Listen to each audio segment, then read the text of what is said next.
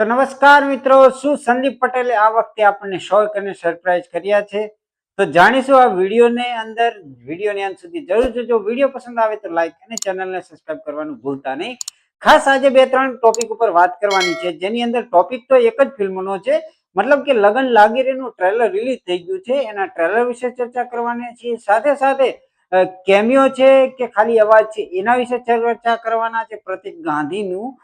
સાથે સાથે અન્ય પણ કહેવાય ને કે એક પ્રમોશન વિશે વાત કરવાના છે. તો વિડીયોને અંત સુધી જરૂર જોજો અને વિડીયોને લાઈક અને ચેનલને સબસ્ક્રાઇબ કરી લેજો. શરૂઆત આપણે પ્રમોશનથી કરીશું. ખાસ કરીને વંદે ભારત વાયા યુએસએ ફિલ્મ આવી હતી ત્યારે મલ્હાર ઠક્કરે કોઈ પણ જાતનું પ્રમોશન કે એવું કંઈ કર્યું ન હતું. ત્યારે આ વખતે સારું એવું છે કે એ પ્રમાણે એમને હવે પ્રમોશનની અંદર ને બહુ બધી વસ્તુમાં હવે ધ્યાન આપવા માંડ્યા છે. ઇન્સ્ટાગ્રામની અંદર ને બધી જગ્યાએ વાયરલ થઈ રહ્યું છે, જે જાણવા મળી રહ્યું છે અને જોવા મળી રહ્યું છે.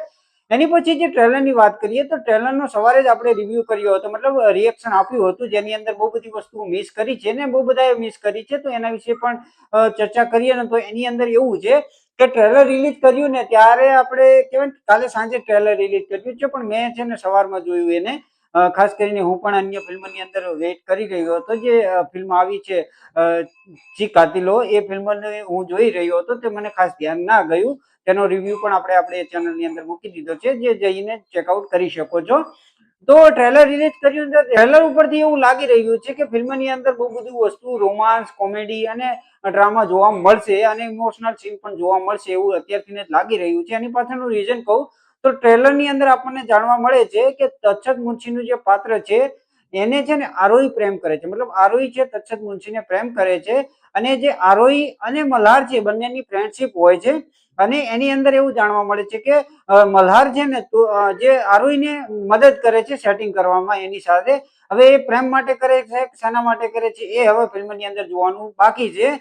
અને ખાસ કરીને એ બંનેની વચ્ચે છે ને મને એવું લાગે છે કે મલ્હાર છે અંદરના અંદર કંઈક દર્દ દેખાડી રહ્યો છે, જે આપણે એક સોંગની અંદર પણ જોયું હતું. તો એવું લાગે છે કે એમની પાછળથી લવ સ્ટોરી જામી શકે છે, એ ટાઈપનું ફીલ થાય છે.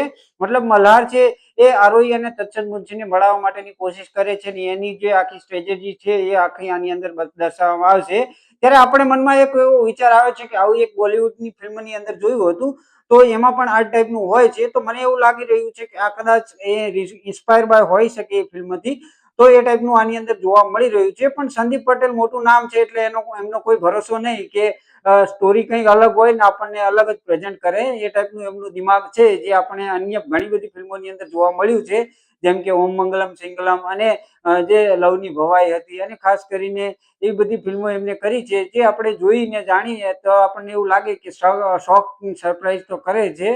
તો આની અંદર પણ એવું શોક એલિમેન્ટ એડ કરી દીધું ટ્રેલરની અંદર હતી. ત્યારે બહુ બધા કયાસ લગાઈ રહ્યા છે કે જેની અંદર જે લાસ્ટમાં એટલે કે જ્યારે ટ્રેલર પૂરું થાય ને ત્યારે લાસ્ટમાં પ્રતિક ગાંધીનો અવાજ સાંભળવા મળી રહ્યો છે. મતલબ એ કહી રહ્યા છે કે બે જણ વચ્ચે થાય ને પ્રેમ કહેવાય ને એક બાજુ થાય અને વેમ કહેવાય, એ ટાઈપનો ડાયલોગ આની અંદર સાંભળવા મળે છે પ્રતિક ગાંધીનો. ત્યારે મને એવો વિચાર આવે છે કે કાશ એવું બનશે, કદાચ એવું બનશે કે એની અંદર પ્રતિક ગાંધીનો કેમિયો પણ જોવા મળી શકે છે ફિલ્મની અંદર. તો એવું મને લાગી રહ્યું છે. ખાસ તો તમને શું લાગી રહ્યું છે એ કમેન્ટ કરીને કહી શકો છો.